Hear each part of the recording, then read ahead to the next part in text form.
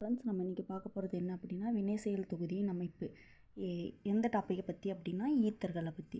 அதாவது ஈத்தரில் உள்ள 2 ஆல்கைல் தொகுதிகளுக்கு இடையில் அமையும் ஆக்சிஜன் அணு ஆல்கஹால்களில் உள்ள OH தொகுதி மாதிரி இருக்குது அப்படின்னு சொல்கிறாங்க.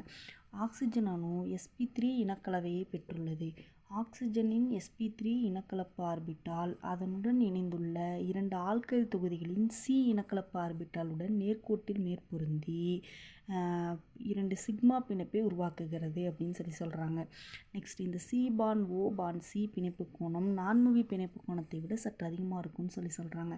ஏன் அப்படின்னா 2 பெரிய ஆல்கைல் தொகுதிகளுக்கிடையே விலக்கு இடையீடு இருப்பதே காரணம் அப்படின்னு சொல்கிறாங்க.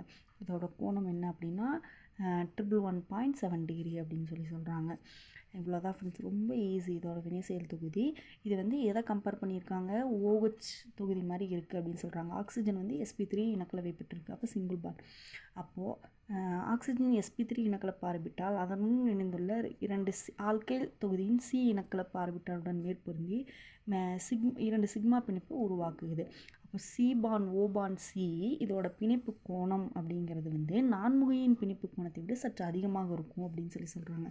ஏனெனில் என்ன காரணம்னு கேட்டால் 2 பெரிய ஆல்கைல் தொகுதிகளுக்கிடையே விலக்கு இடையீடு இருப்பதே காரணம் அப்படின்னு சொல்லுவாங்க. அவ்வளோதான் ஃப்ரெண்ட்ஸ், இதோட கோண மதிப்பை மட்டும் நம்ம தெளிவாக பார்த்துக்கிட்டா போதும். ஈஸியாக இருக்கும்னு நினைக்கிறேன். தேங்க்யூ.